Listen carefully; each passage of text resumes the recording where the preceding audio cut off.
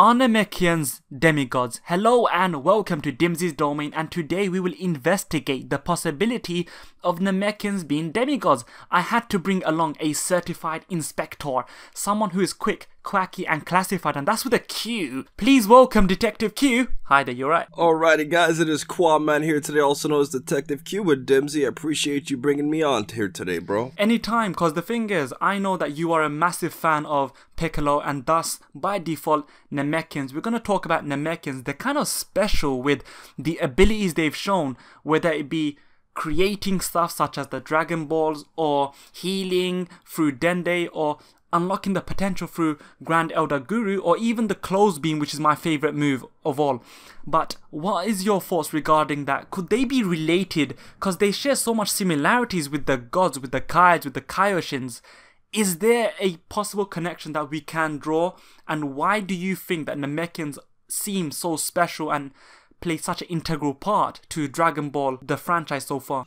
Well, I think it's all about inspiration if I were to give you my raw thoughts on this, because I think that when you look at the Namekians and like seeing how like the show has expanded from them, where we originally knew that they were the ones who created the Dragon Balls, but now it's all about Zalama who created, you know, the Dragon Balls in the series.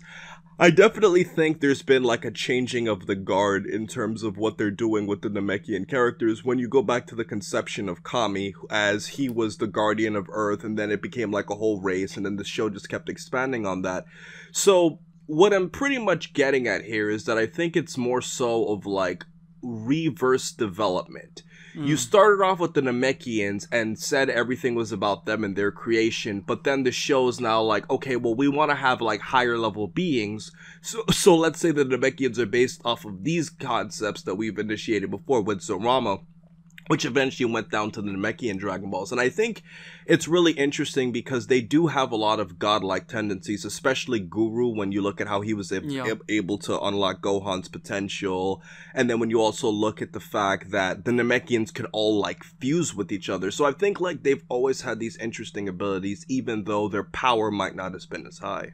And here's the thing, do you find it somewhat interesting, because as of yet, we're on episode 100 of Dragon Ball Super and we've not been introduced to any of the Namekians who reside from other universes. So if the Namekians are exclusive to Universe 7, or they're exclusive to a specific type of universe, I made a video talking about what if the Namekians are nomads, what if they traveled and traversed the universes, but if there's only one set of Namekians which originate from a specific universe, so that means there's only one set of Namekians, that's gonna make them very special. I honestly do think that they're gonna play some sort of a more important role in the future.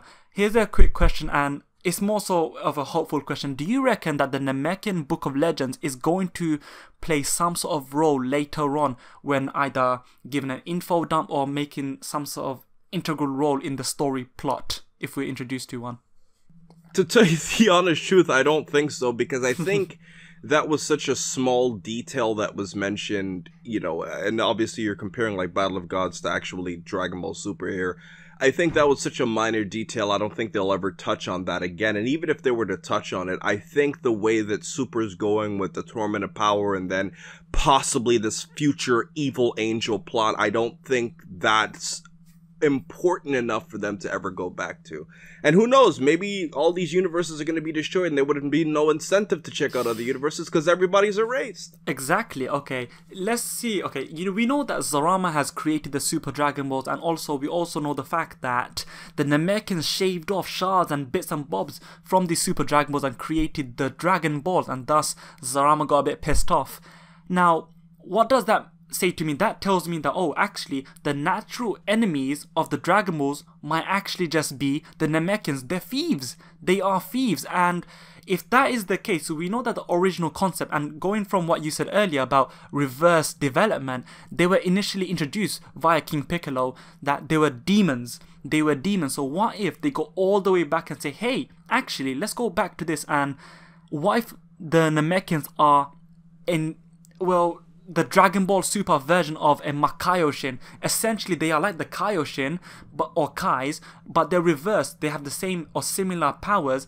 Do you think, it's very outlandish, but do you think in this case, Mr. Detective, that there's a possibility for them to be a Makaioshin. The Namekians are, their roots are of a Makaioshin. No, I wouldn't go as far as to saying a Makaioshin, because I think that's more reserved for more of the afterlife. I mean, I think the whole conception of King Piccolo's character was too early in the show to be compared with the later definition of a Makaioshin. However, I will say, though, that I do think the ousted Nameks do have traits of Makaioshin tactics.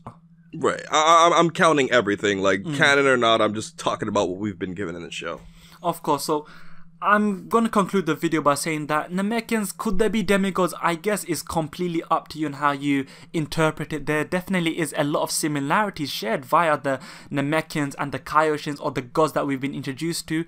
They also possess knowledge which doesn't seem to be normal for regular mortals to possess.